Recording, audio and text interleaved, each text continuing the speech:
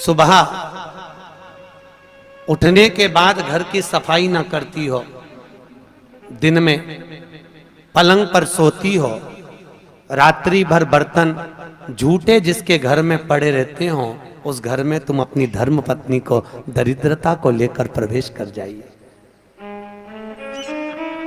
जहां नारी दिन में सोती हो, जहां रात भर के बर्तन झूठे रखे रहते हो, उसके घर में तुम प्रवेश कर जाओ। महाराज और स्थान तो कहा जहां इमली का पेड़ हो, पीपल का वृक्ष हो, बड़ का पेड़ हो, कांटेदार पौधे जिसके घर में लगे हो, उस घर में तुम प्रवेश कर जाओ, वहां पहुंच जाइए।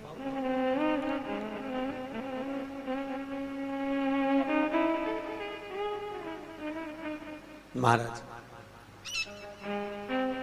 अब दुस्साह मुनि और दुर्वासा जी की तो बात चल रही है, इतने में भगवान नारायण और लक्ष्मी का विवाह हो गया था। तो नारायण लक्ष्मी जी नारायण से बोली, अपने विवाह को आज 15 दिन हो गए, मेरी बहन के विवाह को 20 दिन हो गए, अपन मिलने नहीं गए, एक बार चलो ना मिलने। भगवान बोले चल चलते, और भगवान नारायण सीधे उस ज्येष्ठा से मिलने के लिए, दरिद्रता से मिलने के लिए चल दिए। अब दरिद्रता से मिलने के लिए जैसे ही पहुंचे तो दरिद्रता कहां बैठी हुई थी? पीपल के पेड़ के नीचे। पीपल के पेड़ के नीचे दरिद्रता बैठी है और वहीं पर पहुंच गए। अब आप किसी से मिलने जाओगे तो क्या लेकर जाओगे? अरे बोलो तो क्या ले जाओगे? डंडा की मिठाई? डंडे लेकर जाओगे कि मिठाई लेकर जाओगे?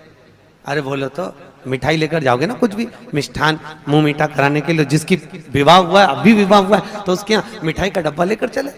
और मिठाई का डब्बा ले जाकर जैसे ही भगवान नारायण लक्ष्मी को दिया, लक्ष्मी ने तुरंत ज्येष्ठा देवी को दिया। ज्येष्ठा को दिया तो देते ही दरिद्रता ने मिठाई का डब्बा फेंक दिया, और फेंकते से ही बोली, लक्ष्मी तू मेरी छोटी बहन है, तुझे इतना नहीं मालूम कि तेरी बड़ी बहन खाती क्या है, और मेरे लिए तू मिठाई लेकर आई है?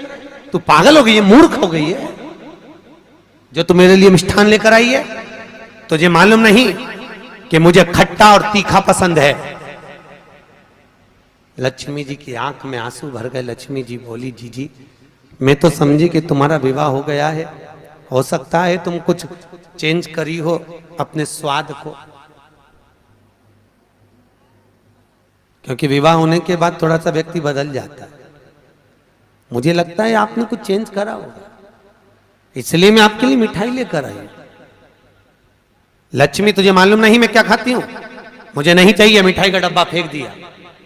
आज भी कई दरवाजों पर, कई दुकानों पर आपने नींबू मिर्ची टंगा हुआ देखा होगा। कई लोग कहते हैं नजर से बचाता है, नजर से नहीं, लक्ष्मी और दरिद्रता ये दोनों बहनें हर एक व्यक्ति के घर में प्रतिदिन प्रवेश करती है। पर लक्ष्मी के लिए मिठाई फ्रिज में रखी होती है, इसलिए लक्ष्मी सीधे अंदर चली जाती है, और दरिद्रता के लिए नींबू मिर्ची दरवाजे पर टंगा रहता है, इसलिए वो दरवाजे से खाकर वापस चली जाती है। दरवाजे से खाकर तुरंत वहीं से लौट जाती है। कई लोग कहते हैं नजर के लिए, नजर के लिए नहीं, दरिद्रता हमारे यहाँ प्रवेश ना करे, ज्येष्ठा हमारे यहाँ प्रवेश ना करे, इसलिए नींबू और मिर्ची को दरवाजे पर बांधा जाता है। पर कई लोगों को नहीं मालूम, तो वो कहते नजर से बचाता। नजर से नहीं, दरिद्रता का प्रवेश ना हो। अगर दरिद्रता हमारे घर में प्रवेश कर रही है तो वो दरवाजे से भोजन कर कर निकल जावे, हमारे घर के अंदर प्रवेश ना करे। इसलिए हिंदू धर्म की रीति आज भी घर के अंदर नींबू और मिर्ची को एक ही डलिया में नहीं रखा जाता। अगर नींबू और मिर्ची एक ही डलिया में रखे रहते हैं तो उस घर में दरिद्रता का निवास होता है, दरिद्रता का प्रवेश। महाराज हमारे यहां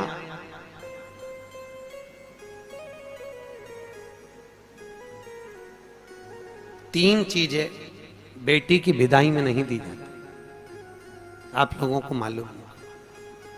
एक झाड़ू, अरे बोलो तो सही है कि गलत है? एक झाड़ू बेटी की विदाई में नहीं देते। एक चलनी छानने की बेटी की विदाई में नहीं देते, और एक अचार की बरनी बेटी की विदाई में नहीं देते। ये तीन चीजें नहीं देते, चलनी भी नहीं देते, झाड़ू भी नहीं देते, कहीं कहीं जगह पर सुई भी नहीं देते। सुई का भी प्रमाण मिलता है, सुई भी नहीं दी जाती। और एक अचार की बरनी, अचार की बरनी भी बेटी की विदाई में नहीं देते। क्यों? क्योंकि अचार की बरनी में जैसे झाड़ू में हमारे यहाँ बेटी को अगर दिया जाता है तो उसके घर की पूरी लक्ष्मी छीर्ण हो जाती है, चलने देने पर उसके घर की लक्ष्मी समाप्त हो जाती है, सुई देने पर उसके घर की लक्ष्मी समाप्त हो जाती है, उसी तरह अचार की बरनी देने पर बेटी के घर में उसका घर पूरा तहस नहस हो जाता है, पूरा बर्बाद हो जाता है। और आजकल माताओं का इतना प्रेम होता है ना बेटी से, अब करें तो करें क्या। और बेटी जिस घर में भी आती है ना, वहां के उसके बेटी के ससुर भी कहते थे बेटा तेरी मम्मी के हाथ का अचार बनवाला। अब इनको कौन समझाए भेड़ियों को, इनको समझाए कौन कि वह अचार में दरिद्रता का निवास है। अब के कौन इनको कि खट्टा और तीखा घर में प्रवेश करेगा अगर बहू के यहाँ का, तो उस घर में सुख नहीं रह सकता। चार लोग भी होंगे तो चारों का मुंह बिल्कुल नींबू की तरह खट्टा और वाणी मिर्ची की तरह तीखी रहेगी, चाहे कितना ही प्रयास करे। अगर अचार खाया है बहू के घर का तो। इसलिए बेटी की विदाई में चार चीजें नहीं दी। प्रमाण पहले क्या देते थे बेटी की विदाई में? बड़ी, पापड़, खाजा, सफेद पूड़ी मैदा की दलिया में रख के बेटी की विदाई में देते थे। क्यों? क्योंकि जो स्थिरता का भाव रखे, भले उसमें नमक ना रहे परंतु मौनता, प्रेम, स्नेह, नम्रता उसके अंदर होना चाहिए, वो बेटी की विदाई में दिया जाता। और बांस की डलिया में रख कर देते थे जिससे वंश बढ़े, कपड़ा बांध कर देते थे जिससे भक्ति का चीर सदा बना रहे। एक एक चीज का प्रमाण था बेटी की विदाई में देने। अब आज के जमाने में लोग तो जाने नहीं, बस जो आ जाए आन दो, आन दो, आन दो, आन दो, और आ तो गया फिर पचान दो, फिर अब पचाओ। बहुत कठिन है। खाना सरल है पर पचाना कठिन है, बहुत कठिन, सरलता नहीं है। बोलो राधे। बहुत कठिन था। तो ये दरिद्रता देवी को, ज्येष्ठा को, और लक्ष्मी जी ने मिठाई दी, उसने फेंक दिया। मुझे खट्टा और तीखा पसंद है, मुझे नहीं चाहिए, मैं ये नहीं खा सकता। आप ले जाओ इसको, मुझे खट्टा और तीखा ला कर दीजिए।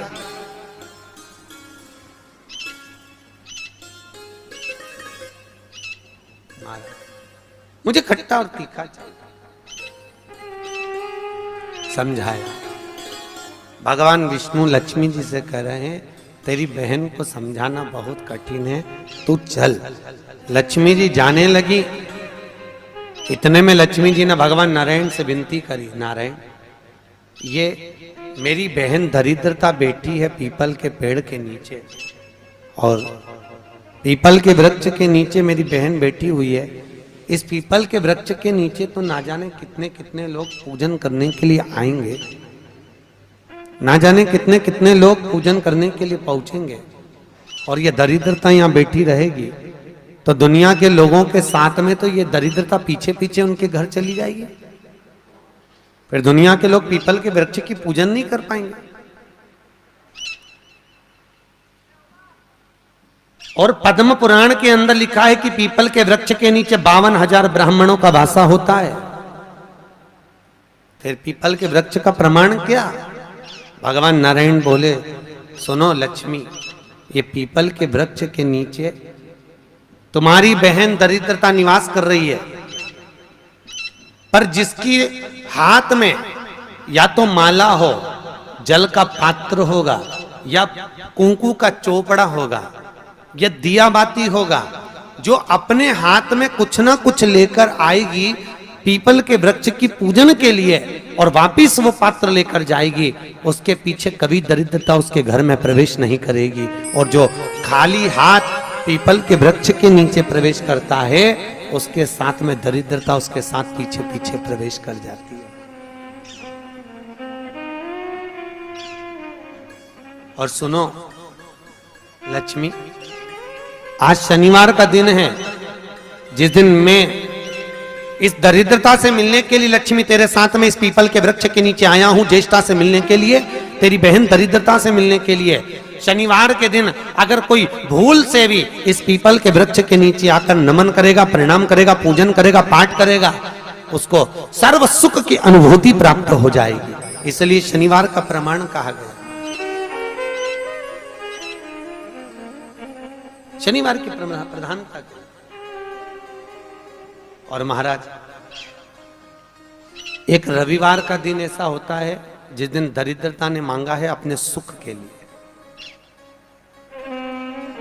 दरिद्रता देवी कह रही है, महाराज अगर 7 दिन आपके हैं तो एक दिन मुझे दिया जाए मेरे सुख के लिए।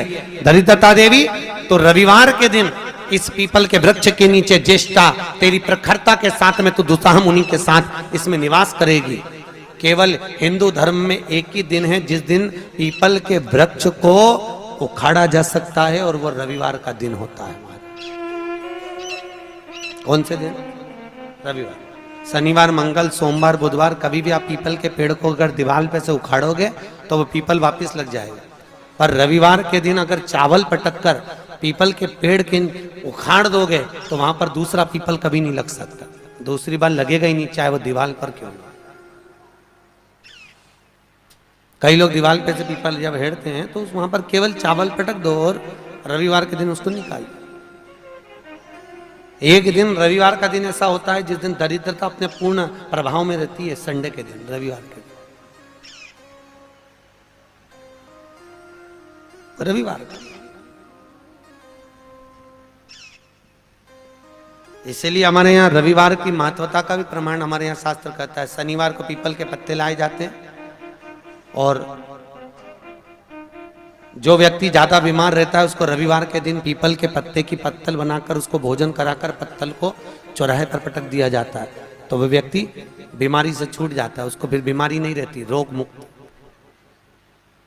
जो बहुत ज्यादा बीमार रहता है इसलिए शनिवार को पत्ते लाकर रविवार को भोजन कराते पीपल के पत्ते।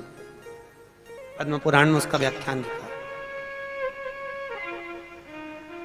पीपल के पत्ते का प्रमाणित, पीपल के वृक्ष, दरिद्रता का निवास हुआ है। तो पूर्णता का भाव कहां प्रकट करा? तो भागवत कहती है मनुष्य की पूर्णता कहां है? तो मनुष्य की पूर्णता है भगवान के भजन में, भगवान की कथा में, भगवत तात्विक सुख के अंतर्गत भगवान की पूर्णता मानी। पूर्णता का बड़ी मुश्किल से मनुष्य देह मिलता है, और उस मानव देह को पाकर भगवत भजन करना बहुत कठिन, बहुत कठिन। हाथ उठाए हो। नहाने और स्नान में अंतर है। बाथरूम में गए, साबुन लगाया, पानी डाला, इसको कहते हैं नहाना। और स्नान का मतलब क्या है? स्नान का मतलब है हमारे कर्म कांडों में, हमारे शास्त्रों में पंडित कहते हैं स्नान कर कर आइए। स्नान का मतलब ये नहीं कि पानी डाला, तालाब में कूद गए, स्नान कर लिया, स्नान वो नहीं है। स्नान का मतलब है मनुष्य के शरीर में 3.5 करोड़ रोम छिद्र होते हैं। कितने? 3.5 करोड़ रोम छिद्र। और एक दिन में जब मनुष्य के मुख से 3.5 करोड़ बार भगवान का नाम निकल जाता है, तब जाकर मनुष्य का स्नान हो पाता है। जो बाथरूम में जाकर पानी कूड़ा वो तो नहाना हुआ। स्नान करने से अहंकार घटता है और नहाने से अहंकार बढ़ता है। तुम जितनी बार मुंडा धोगी फेस बात से, उतनी बार दर्पण में मुंह देखोगी कितनी जोरदार लग रही, फिर मुंह धोगी, फिर अहंकार बढ़ेगा, फिर मुंह धोगी, फिर अहंकार बढ़ेगा। तो नहाने से अहंकार बढ़ता है और स्नान से अहंकार घटता है। भजन करने से अहंकार घटेगा, अभिमान छिन्नित हो जाएगा। स्नान करा, अभिमान धीरे धीरे घटता चले जाएगा। क्यों? क्योंकि स्नान करना मतलब सत्संग में जाना, सत्संग में जाना मतलब वहां पर हमारा कोई मान नहीं, हमारा कोई सम्मान नहीं। सत्संग में सब बराबर, सब एक बराबर। भजन महाराज, कई लोगों को बड़ी ईर्ष्या रहती थी। एक बार सतभामा जी को भी बड़ा गुस्सा आया। सतभामा ने एक बार कन्हैया जी को देखकर और रुक्मणी जी से पूछा, ये कन्हैया को हो क्या गया? जब देखो, जब भाग भाग के द्रौपदी के घर चले जाता है, ये द्रौपदी से रिश्तेदारी क्या है इसकी कृष्ण की? रुक्मणी जी ने कहा द्रौपदी उनकी मुंह बोली बहन। तो ऐसी काहे की बहन, जा जा सी देर में भगवान को बुला लेती और भगवान भी पूरा द्वार का छोड़ के उसके घर भग जाता है। एक आध दिन मुझे ये द्रौपदी को सही करना पड़ेगा, सत्यभामा जी बोली रुक्मिणी से। और भगवान ने कानों से सुन लिया। सुनते ही भगवान तुरंत आए और आकर बोले मैं जा रहा हूं। इतने में तुरंत रुक्मिणी ने पूछा कहां जा रहे हो प्रभु? भगवान बोले मैं अपनी बहन द्रौपदी के घर जा रहा हूं। सत्यभामा जी बोली अच्छा। इतने में भगवान बोले तुम चल रही हो क्या? सत्यभामा जी ने रुक्मिणी को कोनी मार के कहा आज मौका मिला, चल आज ननंद के तो ऐसा ठीक करेंगे जिंदगी भर नहीं बुलाएंगे, आज चल। और सत्यभामा जी तुरंत कहती हैं हाँ प्रभु हम चल रहे। रुक्मिणी जी बोली हम भी चल रहे। दोनों चल दी। पहुंची, द्रौपदी केश बार रही थी, बाल ऊंच रही थी, कंघे से बाल सवार रही थी। भगवान ने पूछा द्रौपदी जी क्या कर रही हो? द्रौपदी बोली भैया बाल सवार रही हूं। इतने में भगवान बोले तू काय को बाल सवार रही? तेरी दो भाभी आई, ये सवारेगी। सत्यभामा ने मन में सोचा अपनी तो पूरी लाइन क्लियर होती चली, अच्छा ऐसा बाल सवारूंगी, एक खोपड़िया में बाल नहीं रहने दूं इसके, रुक तो जा ननंद के। सत्यभामा से भगवान ने कहा सत्यभामा तुम तेल लगाओ, रुक्मिणी तुम चोटी करना द्रौपदी की। हाओ सत्यभामा जी जो तेल लगाने बैठी, तेल लगाते लगाते सत्यभामा जी ने एक बाल तोड़ दिया। जो तोड़ा, द्रौपदी कुछ नहीं बोली, पर उस बाल को तोड़ते ही उसमें से आवाज आई हे कृष्ण। सत्यभामा जी ने फिर दूसरा बाल तोड़ा, फिर उसमें से आवाज आई हे कृष्ण। सत्यभामा जी ने फिर बाल तोड़ा, उसमें से फिर आवाज आई हे कृष्ण। जैसे ही बाल तोड़ने पर आवाज आ रही है, बार बार आवाज आ रही है, तो बार बार आवाज आए तो सत्यभामा ने रुक्मिणी से पूछा जी ये द्रौपदी के बाल तोड़ने से कृष्ण की आवाज क्यों आ रही है? तब भगवान कृष्ण ने आकर कहा सत्यभामा तुम पूछ रही थी कि मैं भाग भाग कर द्रौपदी के घर क्यों जाता हूं। सत्यभामा पूरी पृथ्वी पर मात्र एक द्रौपदी ऐसी है जो एक दिन में 3.5 करोड़ बार मेरा नाम जाप करती है, इसलिए मैं दौड़ दौड़ कर इसके पास जाता हूं। इसके हर एक रोम रोम में मैं समाया हूं, मैं समाया। फिर भी सहन नहीं हुआ, फिर भी सत्यभामा से सहन नहीं हुआ। और सत्यभामा जी ने चोटी करते करते पूछ ही लिया द्रौपदी से, ए द्रौपदी जी एक बात बताओगी? द्रौपदी बोली बोलो क्या पूछना है? हमारा एक पति और हम 16,108 रानी, तो भी हमारे कहने पे नहीं चलता। और तू अकेली और तेरे 5 पति तेरे कहने पे चलते हैं। कहां की बूटी खिला दी तूने अपने पतियों को? ऐसी कौन सी जड़ी बूटी खिलाई है? ऐसा कौन सा जादू कर दिया जो तेरे 5 पति तेरे कहने पे चल रहे हैं और हमारा एक पति हमारे कहने पे नहीं चले? अब ये बात अगर किसी स्त्री से कहो कि तेरे पति तेरे कहने पे चल रहे हैं तो बुरा तो लगेगा ना, और हमारा पति नहीं चल रहा। बहुत गुस्सा आया द्रौपदी को, पर बोली कितना सुंदर। द्रौपदी बोलती है भाभी मेरा कृष्ण भी आपके कहने पर चलता, जैसे आज मेरे 5 पति मेरे कहने पर चल रहे हैं। मेरे 5 पति मेरे कहने पर केवल एक शर्त पर चल रहे हैं। याद करो जी भाभी, जब मेरा विवाह हुआ था ना, मैं अर्जुन के साथ में ब्याही थी। अर्जुन मुझे लेकर आए और मेरी सास रोटी बना रही थी। सास रोटी बनाते बनाते अर्जुन ने कह दिया माँ हम देखो क्या लाए हैं। और जैसे ही सास ने पलट कर नहीं देखा और कह दिया 5 बांट लो, और मैं 5 पतियों की पत्नी बन गई। अपना सास का कहना मानकर मैंने अपने सास का वाक्य का आदर करा और मैं 5 पतियों की पत्नी बनी। पर भाभी मैंने अपनी सास का सम्मान करा, वन में भी रही तो साथ निभाया, जंगल में भी रही तो साथ निभाया, और आपने कौन सा साथ निभाया भाभी? तुम 16,108 रानियां थी और तुम्हारे सास ससुर देवकी और वसुदेव द्वारका में मिलने के लिए आए थे। 16,108 रानियां तुम अपने अपने कमरे में जाकर सो गई और सास ससुर को हॉल में पटक दिया। अगर एक बहू भी अपना कमरा छोड़कर कह देती मम्मी 2 दिन के लिए आई हो, इसमें ठहर जाओ, पापा इसमें ठहर जाओ, तो सास ससुर का अगर तुम आदर करती, अगर तुम तुम्हारे पति के माता पिता का आदर करती, तो यह पक्का था कि तुम्हारा पति भी तुम्हारे कहने पर चलता। पर तुमने अपने पति के माता पिता का आदर नहीं करा, इसलिए तुम्हारे पति भी तुम्हारे कहने पर नहीं चले। तुम आदर तो करती। भाभी आज भी वो देवकी वसुदेव हाल में ही बैठे हैं और सब रानियां अपने अपने कमरे में बैठी है। द्वारका गए हो आप लोग? द्वारका गए हो तो द्वारका में जाकर देखना, देवकी और वसुदेव का मंदिर द्वारकाधीश के ठीक सामने, सब रानियां अपने अपने भवन में और वो हॉल में पड़ी। सम्मान करोगी तो सम्मान मिलेगा, आदर करोगी तो आदर मिलेगा। आप अगर माता पिता का आदर तो करो, वचन तो निभाओ। जब लड़का और लड़की की शादी होती है ना तो उनमें 7-5 वचन बोलते हैं। इधर बोलते कि नहीं बोलते मालूम नहीं, जोधपुर में बोलते हैं 7-5 ही बोलते कि 14-15 बोलते। अच्छा 7-5, लड़की के 7 और लड़के के 5 वचन। लड़की अपना वचन निभाती है तो वचन में एक वचन दिलवाती है कि तुम मेरे माता पिता का आदर करना, लड़के से दिलवाती है। लड़का कहता है हाँ करूंगा, पर लड़के के 5 वचन में यह वचन नहीं रहता कि तू मेरे माँ बाप का सम्मान करना। क्यों नहीं रहता? लड़की के 7 वचन में लड़की अपने लड़के से वचन दिलवाती है। पंडित बोलता है कि लड़की का एक वचन है कि तुम हमारे माँ बाप का सम्मान करना।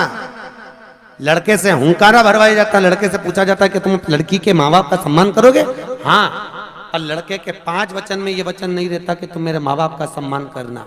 किसी ने पूछा गुरुदेव ये बताओ, लड़की के 7 वचन में एक वचन है कि तुम उसके माँ बाप का सम्मान करो, तो लड़के ने वचन क्यों नहीं दिलवाया लड़की से कि तुम हमारे माँ बाप का सम्मान करना?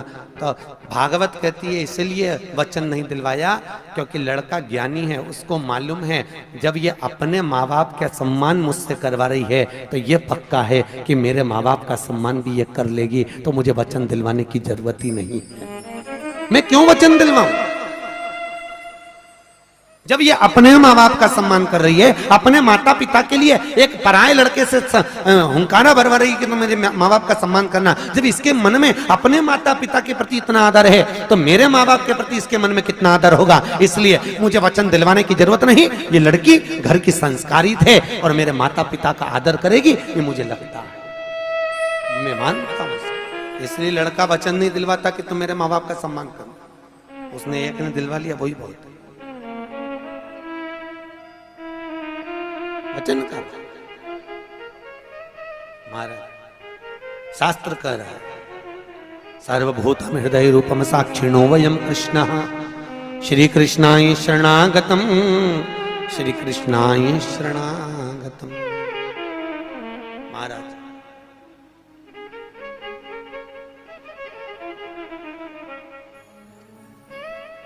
ये मन का भाव का बिंदु, जैसे लंबी बत्ती और गोल बत्ती होती है दिए में, दोनों का प्रमाण अलग अलग होता है। दोनों बातियों का प्रमाण अलग है। लंबी बाती का प्रमाण अलग होता है। लंबी बाती क्यों लगाई जाती है? भगवान के मंदिर में दीप में, देवियों की पूजन में, लक्ष्मी की वृद्धि के लिए। कौन से देवता के यहाँ लंबी बत्ती लगती है और कौन से देवता के यहाँ गोल बत्ती लगती है, उसका भी प्रमाण बनना। किसी देवी की पूजन करो तो लंबी बत्ती आती है, कुल देवता की पूजन करो तो लंबी बत्ती आती है। किसी मंदिर में किसी देवता को लगाने जाओ तो गोल बत्ती लगती है, उसका भी प्रमाण है।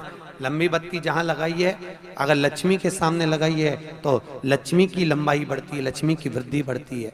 अगर कुल देवता के नाम की लगाई है तो वंश की वृद्धि होती है। इसलिए हमारे यहाँ अमावस्या पूनम को जो पाटे वाटे भराते हैं उसमें गोल बत्ती नहीं लंबी लगाई जाती है, जिससे हमारा वंश बढ़े। नवरात्रे में देवी जी की जो बाती लगाई जाती है वो लंबी लगाई जाती है, गोल नहीं। क्यों? क्योंकि जिससे माँ हम पर कृपा बना कर रखे, हमारा वंश खूब बढ़े, हमारे यहाँ लक्ष्मी की वृद्धि हो। स्थिर बाती गोल बाती लगाई जाती है ब्रह्मा के मंदिर में, इंद्र के मंदिर में, देवता के मंदिर में। तुलसी के सम्मुख में लंबी बाती नहीं लगती, तुलसी के सम्मुख में गोल बाती लगाई जाती है महाराज, जिससे स्थिरता का भाव केंद्रित हो। स्थिरता का भाव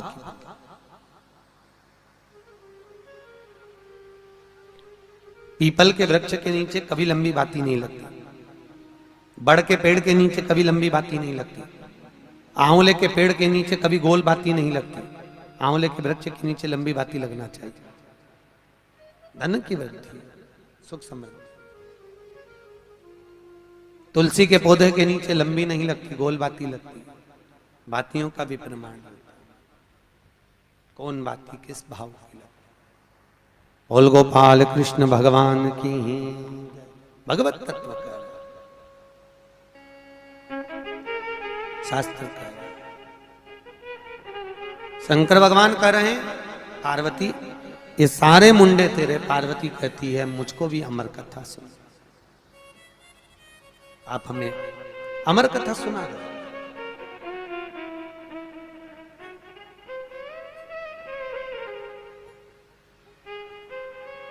कहीं कोई मंदिर में गए हो तो आप लोग वहां पर भी हमेशा बाती लगती है तो लंबी लगती है। नाथ द्वारा चले जाओ, चारभुजा जी चले जाओ, द्वारकाधीश चले जाओ, सांवरिया जी चले जाओ, कांकरोली जी चले जाओ, वहां पर लंबी बाती से आरती होती है। और हमारे यहाँ आरती का प्रमाण भी कहते हैं, कई बार कहते हैं ना आरती के दर्शन होने वाले हैं। आरती में रुकते हैं लोग, क्यों रुकते हैं? क्योंकि लंबी बाती से जब भगवान की आरती निहारी जाती है तो उसका दर्शन करने से हमारा वंश, हमारी लक्ष्मी और हमारी समृद्धि बढ़ती है, इसलिए आरती की मूलता मानी गई। कोई विशेष अगर घर में फंक्शन होता है, कोई विशेष उत्सव होता है, भागवत जी में जैसे नंद महोत्सव हुआ या कोई विशेष गोवर्धन पूजन हुई, तो वहां पर लंबी 4 बाती लगाकर आरती उतारी जाती है, जिससे हमारे घर में समृद्धि, लक्ष्मी, वैभव बढ़े, वंश बढ़े। लंबी बाती का बड़ा प्राण महाराज शास्त्र कर, पार्वती जी कह रही है महाराज मुझको भी अमर कथा सुना। भगवान भोलेनाथ कहते पार्वती हर पल हर घड़ी जितनी बार मेरा जन्म हुआ, जितनी बार तू जन्मी है, हर जन्म में तुझे मैं कथा सुनाने के लिए ले गया। एक बार उमा बनकर जन्मी, एक बार कात्यायनी, एक बार कुसमांडा, एक बार चंद्रघंटा, स्कंदा। ये पार्वती जी का जो जन्म है ये 52वें नंबर का, 52 नंबर का। शंकर भगवान के कोई एक विवाह थोड़ी ना हुए, 52वें नंबर का विवाह। 51 बार पार्वती जन्म ले चुकी, कभी उमा, कभी चंद्रघंटा, कभी कात्यायनी, कभी कुसमांडा, कभी स्कंदा।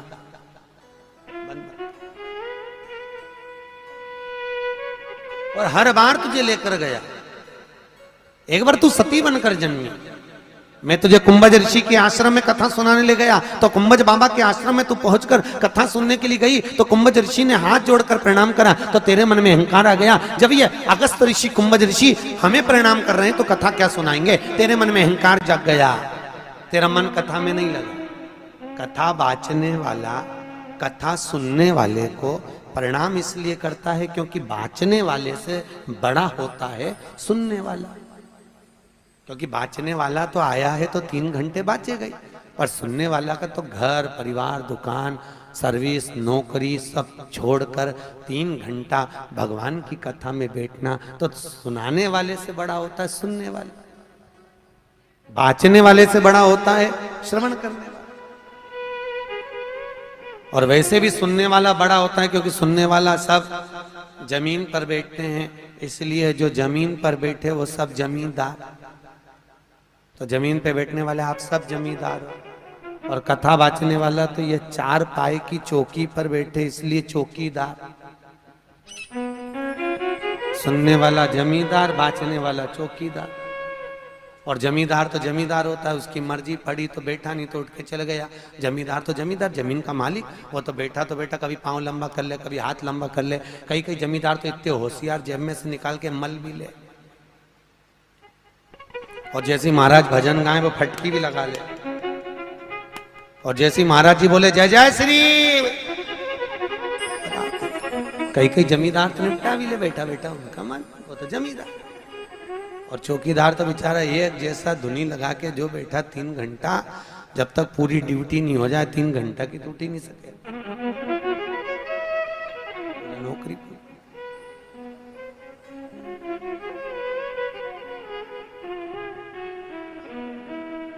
भगवान शिव कह रहे मैं तुझे ले गया था, तेरा मन नहीं लगा, प्रभु अब कथा सुना दो। भगवान बोले हर बार यही होता है, चल अब की बार सुनाता हूं। त्रिशूल लेकर जा, सारे जीवों को भगा करा। आकर ताली का नाद किया, कोटर में तोती थी भगई, एक तोता भागा और उसका कोटर में अंडा प्रसव हो गया। शिव जी कथा कहने लगे। पार्वती से पूछा कथा 2 तरह से होती है, तो कौन से सुने? पार्वती जी बोली तुम बताओ। शंकर भगवान बोले एक कथा वो जिसमें वक्ता कहे श्रोता आंखों से देखकर कानों से सुनकर समझ जाए, एक कथा वो जिसमें वक्ता कहे और श्रोता हुंकारा भरते चले जाए। ये आपके ऊपर है कि आप कैसे सुनेंगे। देखो ज्ञान तो कभी भी प्रकट हो सकता है, ज्ञान की कोई मुद्रा होती है। एक संत निकल के जा रहे थे, एक सेठ जी थे। संत को देखा सेठ जी ने, अपने बच्चे को लिए थे, लड़के संत को राम राम कहा, संत जी गुरुदेव राम राम। गुरु जी बोले राम राम भैया राम राम। कहां जा रहे हो, उधर तो आओ। गुरु जी आए, सेठ जी ने कहा पाऊं लगूं, हाओ। कहां जा रहे हो, तो क्या प्रवचन देने। तो हमको भी कोई प्रवचन दे जाओ गुरु जी। गुरु जी बोले मैं क्या प्रवचन दूं, तुम्हारी गोदी में जो पोता बैठा है वही तो रोज प्रवचन दे रहा है। रोज तो कहता है बाबा जी, मतलब बाबा बनो जी। अब 60 के हो गए, बाबा बनो, बाबा जी मतलब बाबा बनो जी। मैं क्या प्रवचन दूं, ये औलाद ही तेरे को प्रवचन दे रही है। सेठ जी भी बड़ा चतुर था। सेठ जी बोला गुरु जी तुम बिल्कुल सत्य तो कह रहे हो, ये पोते का कहना मानने का मेरा बड़ा मन करता है कि मेरी भी अब उम्र हो गई, सही में बाबा बन जाऊं। बाबा बनने को जब तैयार होता हूं, लड़के को गोदी में रखो तो कहता है बाबा बनो जी, बाबा जी। और छोरी के लड़के को गोदी में लेता हूं तो नाना नाना नाना। मैं तो खुद चक्कर में पड़ा हूं कि एक कहता है बाबा, एक कहता है नाना, बनना ही नहीं। मैं खुद चक्कर में पड़ा हूं, इसलिए मैं बन ही नहीं पा रहा, मेरा बन नहीं। अब सेठ तो चतुर थे, संत ने सोचा ये तो महामूर्ख है, इसे का मुंडा मिला। संत चले, संत गए।